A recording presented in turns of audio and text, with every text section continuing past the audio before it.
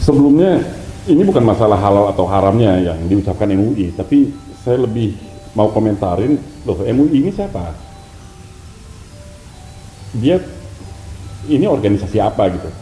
Kalau mereka adalah kumpulan para ulama, saya tidak melihat kualifikasi mereka sebagai ulama. Tidak ada sama sekali kewajiban saya untuk ikut peraturan MUI. Agama saya tidak ditulis oleh MUI. Jadi apapun keputusan MUI, saya rasa sudahlah, saya nggak ngaruh itu MUI buat saya, nggak ngaruh.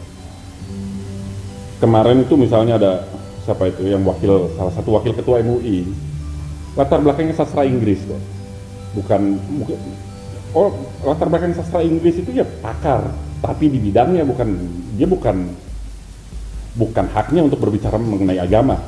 Jadi saya rasa saya nggak sendirian lah di sini lah. Banyak juga orang-orang, saya rasa banyak juga umat ini yang berpikir seperti saya. Tidak perlu mengikuti MUI, karena MUI itu MUI itu cuma ormas, kita dudukkan sesuatu pada tempatnya gitu. Mengucapkan Natal itu urusannya sama muamalah. Artinya kalau sesuatu yang hubungannya dengan muamalah, dengan interaksi sosial, justru harus dicari dalil atas pengharamannya, jangan dibalik. Jadi ketika saya mengatakan misalnya mengucapkan selamat hari Natal itu adalah sesuatu yang halal, bahkan buat saya adalah kebaikan, maka orang yang tidak setuju dengan saya, tidak satu pandangan dengan saya, tidak punya hak untuk menanyakan apa dalilnya. Justru mereka yang harus menunjukkan apa dalil keharamannya, karena ini adalah muamalah, ini bukan ibadah.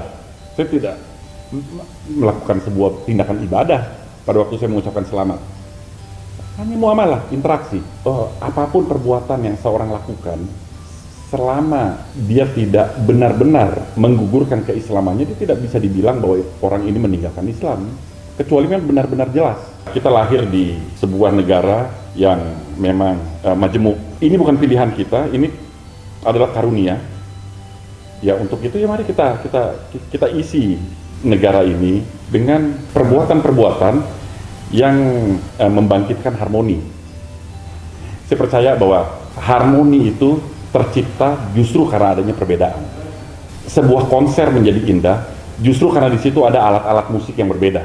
Dia kemudian yang membuat suara itu menjadi tidak monoton. Perbedaan adalah karunia yang harus kita syukuri, karenanya kita memiliki potensi untuk hidup secara harmoni.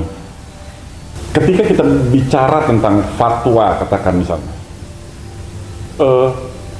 perlu diketahui bahwa fatwa itu adalah produk manusia. Fatwa itu tidak mungkin seragam, karena manusia itu memang berbeda-beda. Pada dasarnya manusia itu punya perbedaan. Nah, yang kemudian harus ditekankan di sini, bahwa produk manusia itu bukan produk ilahi. Jangan menempatkan fatwa sebagai wahyu. Fatwa itu bukan wahyu.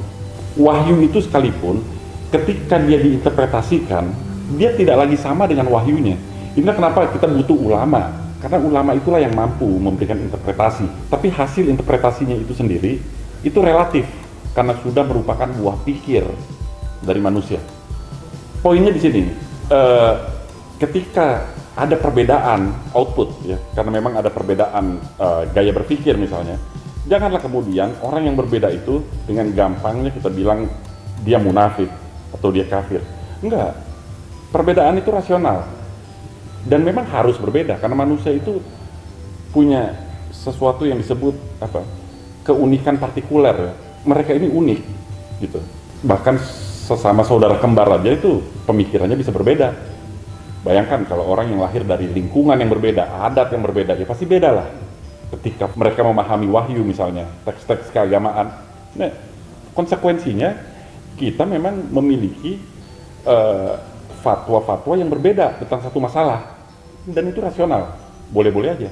Artinya kalau ada orang yang mau mengharamkan, mengucapkan Natal itu haram untuk dirinya, tapi dia tidak berhak untuk menghina, apalagi sesama muslim yang mengucapkan selamat Natal.